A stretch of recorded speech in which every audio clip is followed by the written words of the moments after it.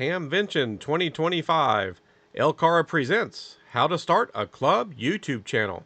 That's what's coming up next on LCARA Ham Radio.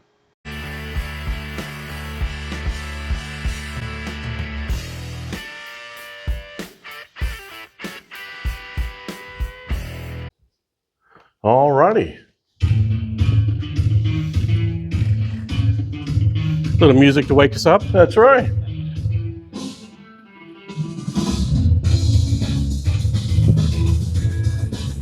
That's good. Okay. All right. That's enough of that. That's enough of that. My name is Brian Perry, KY4BDP. And my name is Chris Perry, KY4CKP. And Chris and I are down in Kentucky. Lake Cumberland Amateur Radio Association is who we represent. And we've had a YouTube channel. Gosh, Chris, how long have we gone now? 6 years. We just got our anniversary from YouTube a couple days ago. 6 years. And we're like on the cusp of 1 million views. Yeah, we should hit 1 million views total by November this year, something like that. Something like that. So that doesn't make us experts on this topic, but we thought when we talked to some of the event organizers that why not do a presentation? And because we've gotten inquiries from time to time from other clubs. How would you recommend we get started doing something like this? And so Chris and I said, why not do a presentation? And it's being recorded by the event organizers here, as well as we're recording it for our channel. Yes. Well, I think the obvious question everybody has on their mind this morning is the reason to start a YouTube channel is for the fame and fortune. Yeah, it is. Yeah. No, it's not. No. But we do have some reasons we think would benefit any club to consider this. And fame and fortune is not going to come right away anyway, if ever. So if ever. We'll talk about a few things. Yeah, you betcha. And so we have fun doing this, and we wanted to just give you a few things to potentially get some food for thought. Is it something you really want to do? As well as how much work is going to be involved in a few other things. Because like any well-done endeavor, it's going to require work, isn't it, Chris? Oh boy, a little bit.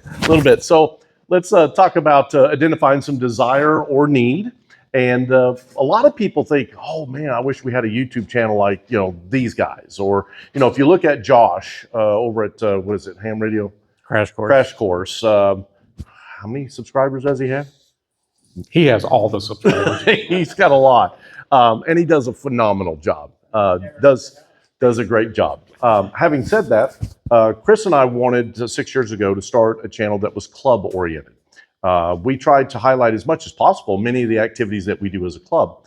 So that's one of the things that you're going to have to define is what is your channel going to focus on? Because there are some folks out there that do a wonderful job, Josh, Eric, and others that focus on, reviews on radios, things of that nature.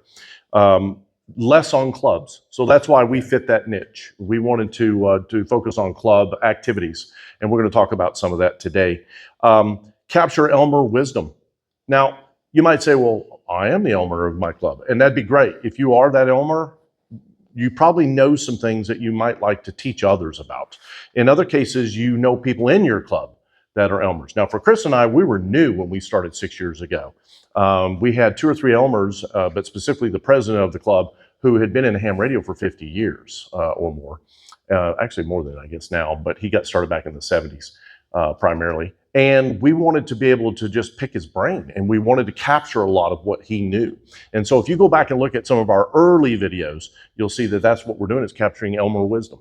That's right. And that was one of the number one things, because if you've never looked into starting a channel, and that's why I was kind of joking about this earlier as far as fame and fortune, you can't even monetize your channel until you get 1,000 subscribers. We didn't even know if we'd ever get that far, but we wanted to start capturing knowledge that was within the club and helping to share that with other people. And again, having a club-oriented channel, because there's lots of great, more individually oriented channels, but there wasn't really that much for clubs. And even today, I'm not sure there's a whole lot that's club focused. So that was one of our primary goals, was just starting to capture knowledge and sharing that with other people in the community. And Chris, how would you say a channel like ours, or a channel like just about any of us, but specifically ours, how does that help grow a club? Well, it has got us new membership, and we're not a huge club, but for our small area in South Central Kentucky, we have Over 100? 103, Mhm. members, and so it's helped to grow our club. We've had people who have moved from other states, and they were looking around. Where do they want to move to? Do they want to move near some family or not? And several of them have said they found our channel describing what our club does, how active we are, and they said, I might as well move there, right? Because I want to be active in ham radio in this little area that also happens to have some families that has a very active club. We have members from other countries because we'll take remote members, okay? And they can participate. We have Echolink and All-Star for our nets, and of course we have the channel to share things with anybody who wants to watch it. Right. So it's a big help to your club just to get your name out there and help with membership and things like that as well. So we're just showing a few slides here. For those of you that are maybe listening and not watching, you can see some of the bigger crowds. We've done a number of events as a club to build things, and we try to capture that to make a video out of it. And it's kind of like the old Mythbusters saying, Chris, what was that? If they didn't record it, That's right. Pictures or it didn't happen. right? Or we say video or it didn't happen. If video or it doesn't happen. You know, if we're doing something as a club, somebody better have their phone out, taking pictures, video, and so forth, so that we can make a video of it. Because if we don't capture that, it didn't happen. As far as everybody else is concerned, it never happened. And you're always looking for content. Always, when you're trying to start a channel. And we'll talk more about that in a couple of minutes. Knowledge or skill set requirements. Now, this is one of those areas where, you go, well, it'd be cool if we had a channel. All right, so now we got to identify some of the skill sets you're going to need, or you're going to need to identify others within the club or possibly outside the club, but identify others that can help you with this. So what tools are needed, Chris? Well, how many folks that are here in the room with us have ever actually edited video? Good, quite a few of you, but not everybody has, right? That's just one of those things. How many people have worked with audio? How many people have recorded things with an eye towards, I want to publish this and hopefully have other people be able to enjoy it, right? These are skills that not everybody's going to have. How many of us, and I'm sure we've all done it, we've watched some video somewhere, and whoever's behind the camera is whipping that thing around like it's on a tether, and they're playing tetherball, and you're getting seasick, and it's like, what's going on? And we're guilty of that. We work hard not to do that kind of stuff, but you have to be very mindful of any movements you make and things. So it's just, there's new skill sets. Editing videos. Not everybody has edited videos before. Is there a question? Or? What do you think of Cup Hat? What's that? What do you think of the editor of Cup Hat? Well, we haven't I'm used not it. familiar with it. Yeah. That one in particular. We happen to use Cyberlink's Power Director is what we happen to use. Mm-hmm. Others use Adobe Premiere and others, but from a budget standpoint, every club's going to have to decide where to spend their money on that kind of software, or possibly an individual provide that software because they have a license. So, yeah. So tools, editing software, you're going to need a camera. You're going to need possibly more than one camera. Now, for Chris and I, we basically talked to ourselves, because Chris and I are the ones that started the video stuff at our club. And we said, we want to do it as much as possible with the phones that we have in our hands. Could we go out and get a Canon? Could we go out and get any of these cameras? Absolutely you can. And we're not saying you shouldn't. You'll see a lot of guys that do YouTube channels that have nice equipment. Do you have to do that to get started? No, not even close. These phones today are amazing. And they've got lots of different telephoto as well as wide angle hyperlapse for long runs, so that you can get some really good content.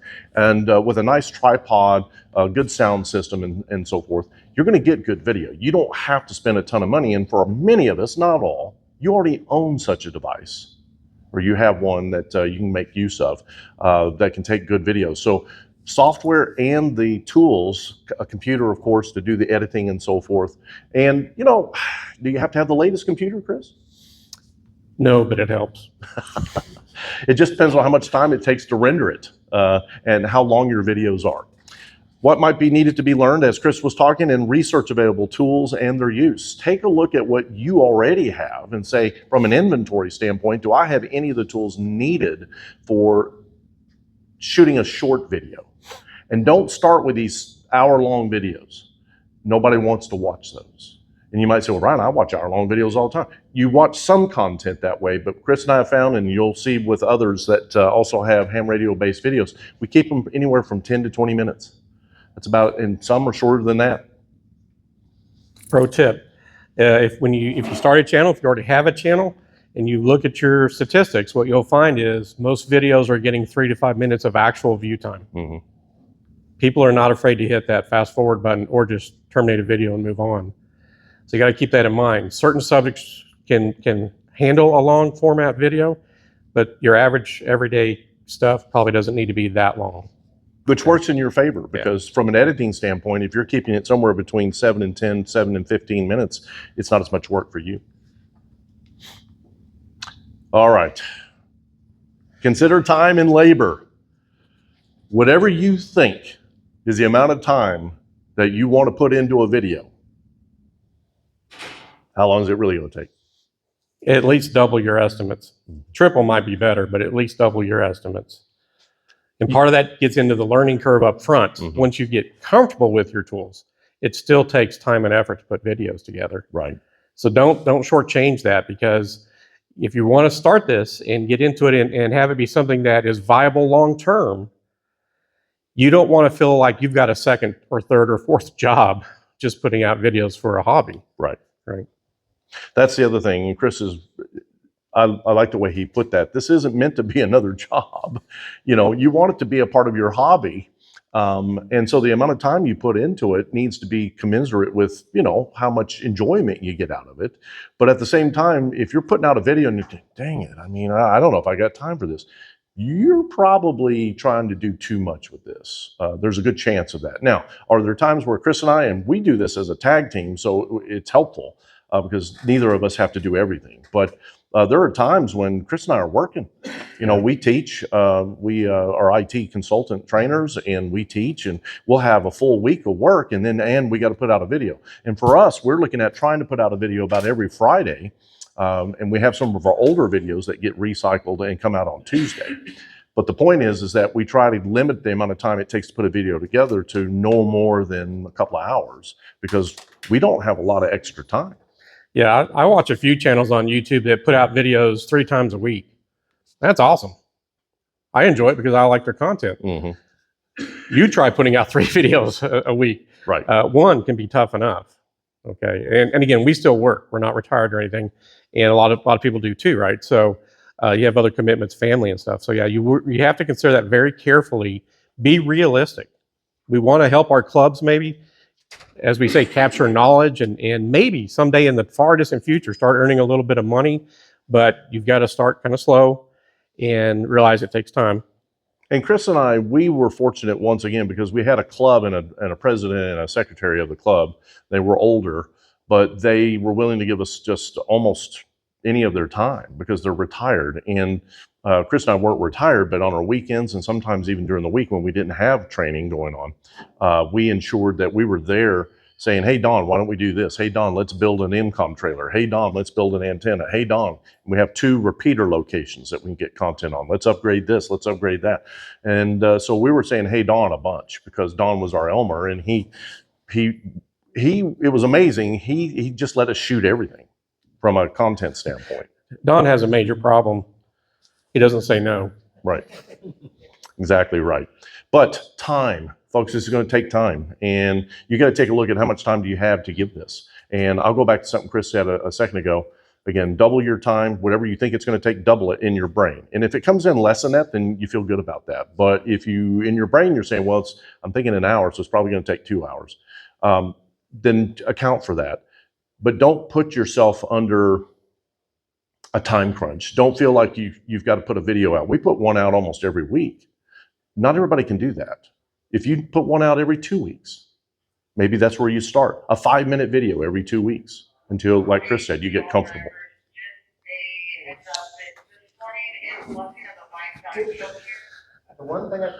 No worries. So considering tools required, costs. Yeah. And this is what we touched on just a little bit earlier, but let's focus on it a little bit. Where are you going to be starting from? Now, one of the things we talked about, and we try to be very realistic about it, is what do we have now, Mhm. and what's it going to take to get started? Because again, this is a hobby. The club didn't have a lot of money, and that was a long-term goal of ours, was to help our club financially, hopefully one day. But what can we do right now?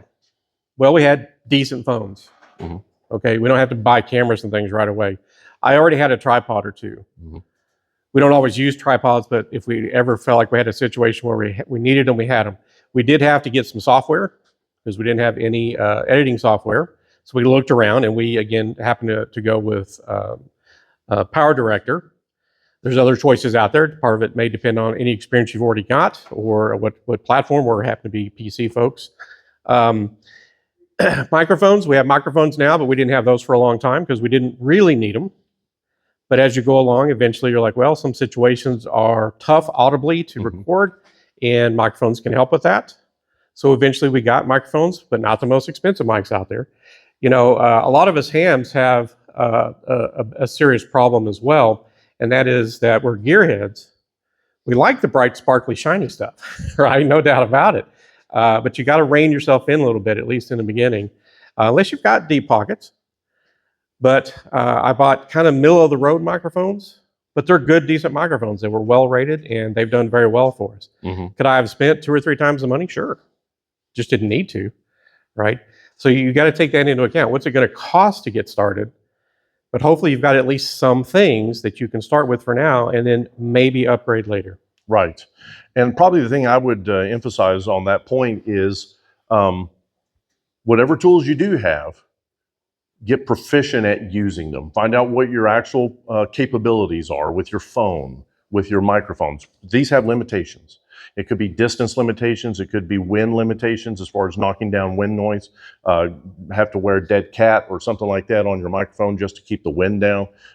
We've got videos in the early days. We didn't do a good job with wind noise. And you would think, well, that's easy. Well, for he and I, we just hadn't done this before. And so we had several videos where we're fighting the wind. And in the editor, the audio editor, we could knock some of that down.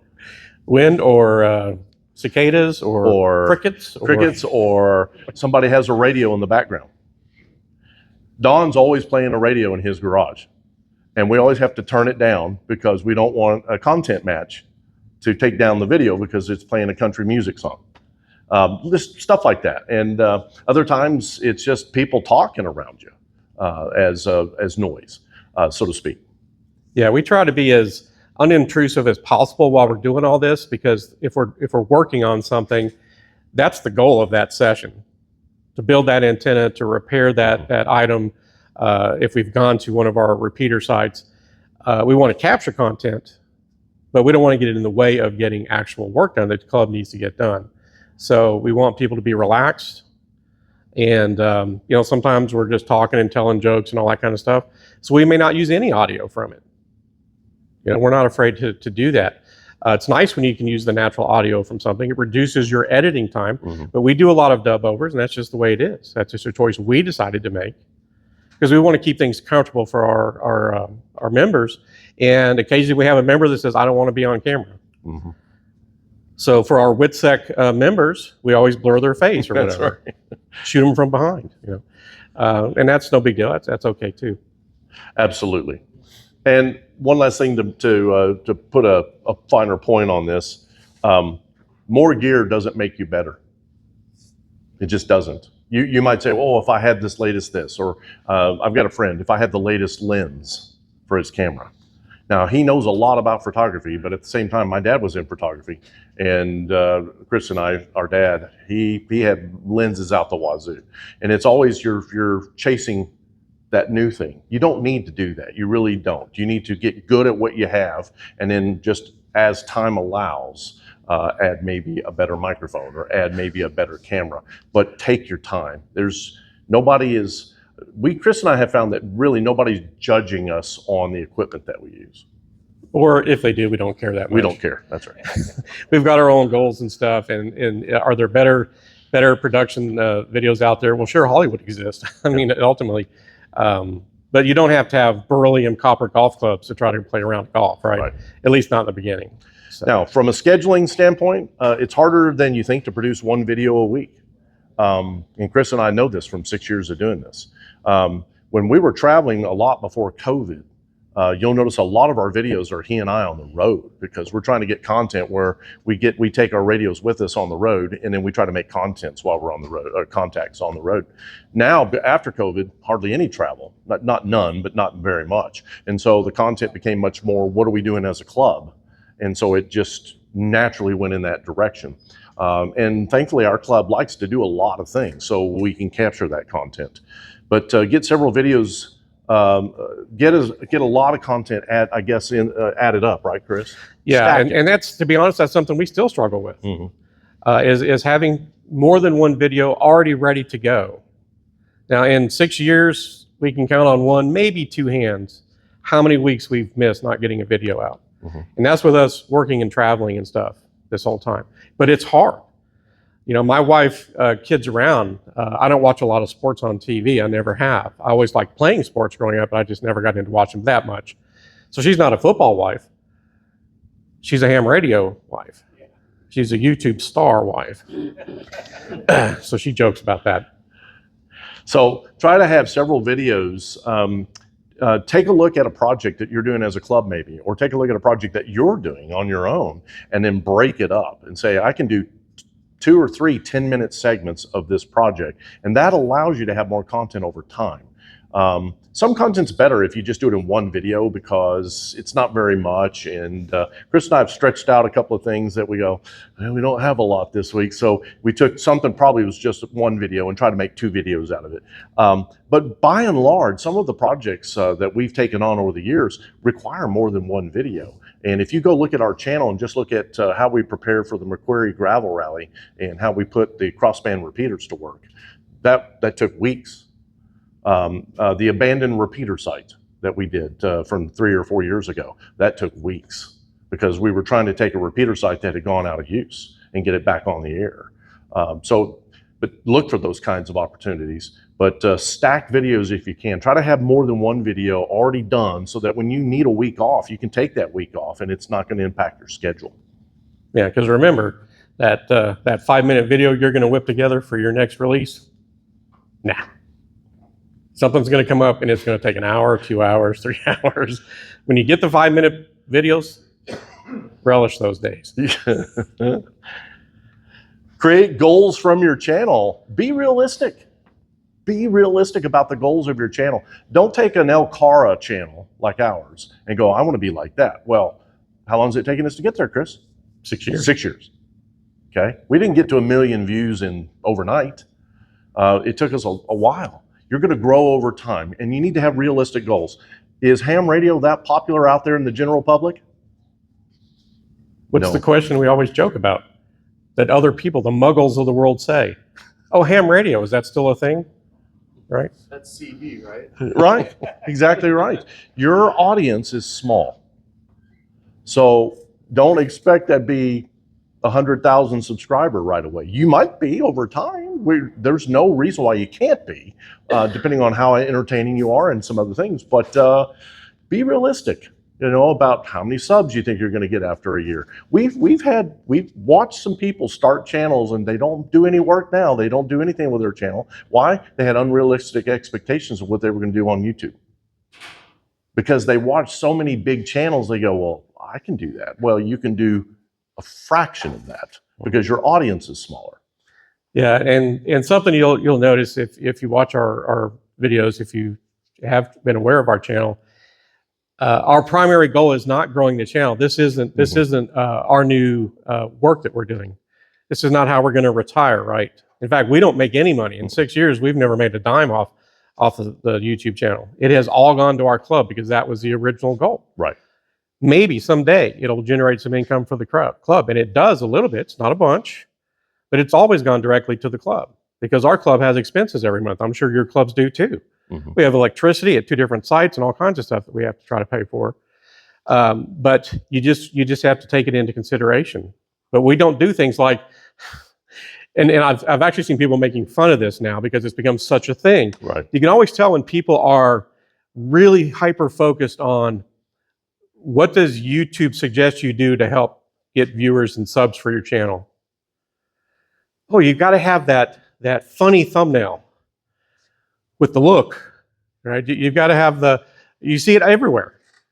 Well, whenever something new comes out, all of a sudden you'll see all these channels. It's like the ticker boards flipping at the old airport, right? It's like, and all of a sudden all the channels start doing whatever it was that's the thing that helps you capture eyeballs. We don't do that. We're just trying to put some decent information out. Do we have some humor in our videos sometimes? Yeah, we try to. Right. But almost never going to see a funny thumbnail unless we just kind of thought something was funny. Right. Not because we're like following the algorithm or whatever. Now, does that hurt our growth a little bit? It probably does. But growth isn't our primary focus. Capturing knowledge, sharing the knowledge, trying to help our club. And we've been pretty successful at that side of it. Right. The other side is if you are doing it for your club, and you may not be, some of you may be thinking about doing it as an individual, which is fine. But if you are looking at doing your YouTube channel for your club, share what you're doing with your club and get as much involvement from other club members as possible. If you watch probably the last 3 years of our channel, we've got a lot of club participation. We've got people now doing videos for Chris and I, and then they just upload it to Dropbox where we can go and make a video out of it. In those early days, Chris and I did all the video every single time. Now we've got people helping us with video. At this last gravel rally that we did, we had probably 6 submissions from different hams out in the field during the rally, getting us different aspects of how that rally was being done by amateur radio. So but it takes time. Every club meeting we have every month, Yep. we talk about social media. Mm-hmm. How's the channel doing? What's our sub count look like? How are the videos doing? Right. Since we are able to bring in a little bit of money right now, how's the money doing? What's coming in? We don't even earn a check every month on our YouTube channel. Depends on what the algorithm's doing to us. Yeah. Right. But we talk about that. Let your members know when you get started with this, that you have a channel. Get as many of your own. How do you get your first 10 subscribers? Talk to club members. Yep. How do you get the next 10? Talk to club members. We don't have every single club member as a subscriber to our channel, but we've got a lot of them. Right. And so you start there, right? But you want to expand it. Friends and family, force all them to join. Absolutely. And one of the ways that we helped grow our channel in the early days is we came to Hamvention every year. And we would talk to vendors. We've got multiple vendors that watch our channel because we've done reviews for their products. We've got several vendors this trip that we're going to be doing reviews for their products. And they want to do that. They want to put something in your hands that you can review. Chris and I made a decision a long time ago. When we do a review on a product, we're not out to tear down a vendor. Even if the product's not that great, that's not our job, is to tear it down. And if it's that poor, we just won't publish that video. If it's that bad, we just won't publish it. What we're trying to do is just show what's available out there and to show the pros and sometimes cons with a given product, but we're not trying to be playing devil's advocate on any product because that's not your job. Your job is to help others in the hobby know, well, what's available out there? What could it do for you? What can it not do for you? Maybe it's got a weakness here, but you don't couch it in a way that makes it a bad review. You just say, maybe every product could be made better. And building off of that statement, we have never been paid to do a review. No. Have we received some free stuff to review? Yeah. Mm-hmm. And it stays with the club. Yeah. It goes on the shelf and the club has it. And if the club wants to loan it to somebody or use it for something, that's fine. But we've never been paid to do a review. And we've never gotten anything really super expensive to review. We've given away a few things. In fact, we talked to a vendor this year. We said, hey, we'd like to review one of your items. And if you're willing to send us one, then we'd like to give it away. Mm-hmm. You know, we had what was it? The C500, the Mark II, CA Mark II from Comet. Mark II from Comet. It's a analyzer. Nice analyzer. SWR analyzer, and it's got the LCD, digital and analog. Digital and analog. That's what we liked about it. Yeah. It's a nice unit, and not super inexpensive, but not the most expensive one on the market. They gave us one of those, and we said what we're going to do is we're going to give it away. Mm-hmm.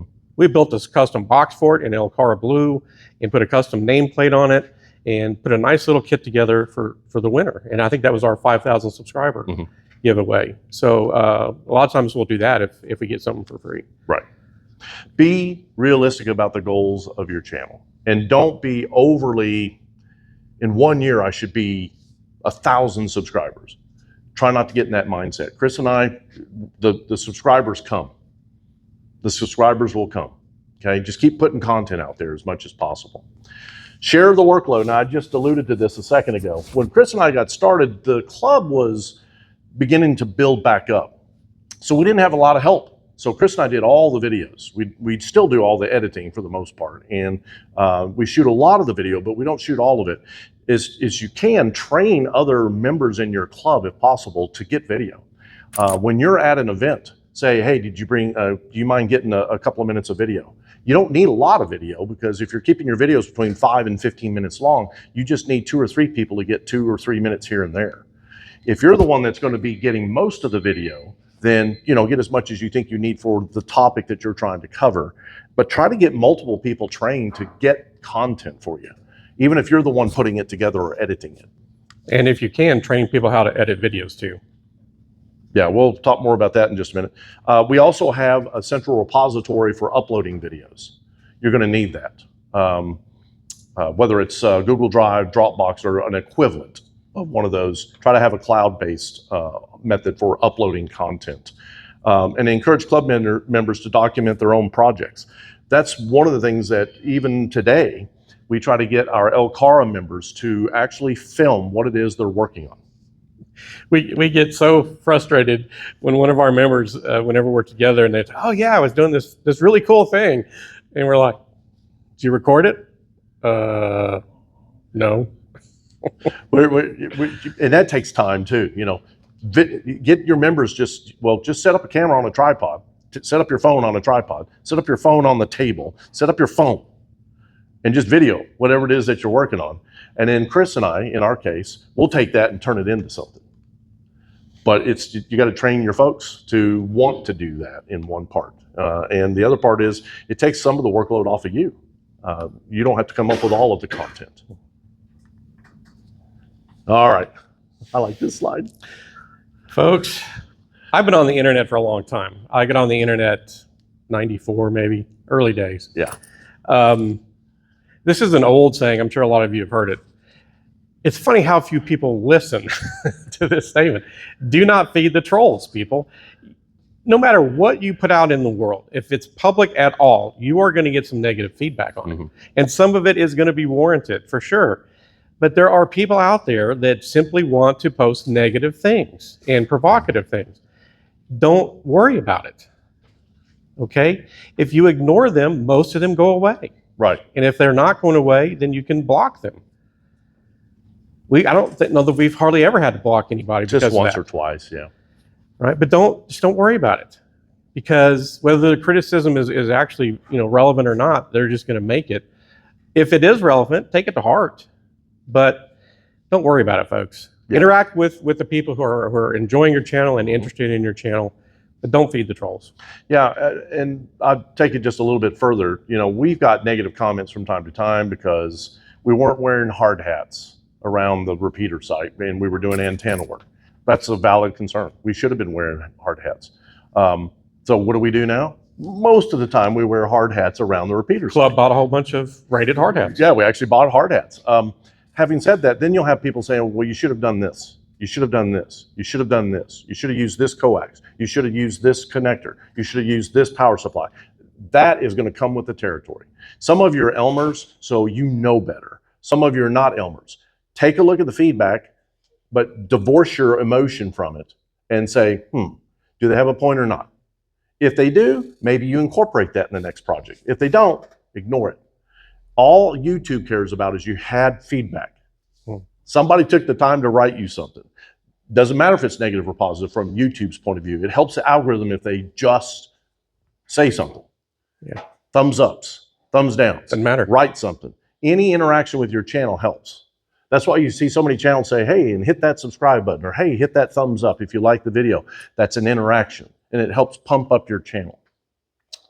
Ignore the negative ones to the point of emotion. Don't ignore them when it comes to safety or something like that. So, but yeah, and you also have to remind your club members. We had a negative post, and one of our club members jumped in and started defending us. Well, you don't know, and it was nice that they took the time to defend us, but Chris and I we just shrugged our shoulders. It just comes with what we're doing. We don't have to defend ourselves against everybody that posts something. But this person just really took it the wrong way. And we took them aside and said, hey, we appreciate you defending us like this, but you don't have to do that. Well, they didn't need to say that. And I go, totally get that, but just let it roll off your back. All right, finally, probably what you're all wondering about. Hey, Brian and Chris make thousands of dollars on this video. Cash money. Yeah, no. Yeah. Now, you might say, well, you know, some of the bigger channels that are out there, yeah, they're making a decent wage doing what they do, and they're good channels. That's why they do. Ours is a club-oriented channel. It's going to get fewer eyeballs. We know that. We knew that going in, it was going to be that way. But what if the club didn't have to count on a few $100s a year for whatever projects, upgrades, as Chris mentioned, just power to the repeater site, just different things that you do as a club. At some point, if your channel grows, you may make a little money. Just dive it back into the club. You're not in it for you. At least from the way Chris and I approach the channel, we're not in it to make us richer, because it's a hobby for us. We wanted it to improve the club's finances. Not everybody would agree, okay? And if you're an individual and you're making it in an individual channel, then it's not going to potentially go to the club. But we wanted to focus this talk on using a YouTube channel to help your club's finances, because, I don't know, we've talked to a lot of people in a lot of different clubs over the last 6 years, and finances always comes up. We were shocked. Not that they have too much money. No, it's not that. We were shocked. I don't mean to air out club secrets, but I think it's worth talking about. We were totally shocked because we were brand new hams, and this was an old, pretty well-established club, but it was starting to age out. A lot of clubs do. And when we joined in our 50s, I'm sorry, 39. When we joined, we were the young, new kids on the block. No kidding. Now, we've got some younger members, but there weren't very many, especially then. But one of the things that really shocked us is that we had learned, after we got to know the club officers a lot better, that they had been paying for bills and all that kind of stuff out of pocket for years. For years. Because dues isn't going to cover it all, folks. It just doesn't. And there was no other source of income for the club. Right. Dues were the only source. Brian and I said, we're IT guys. We're reasonably familiar with technology.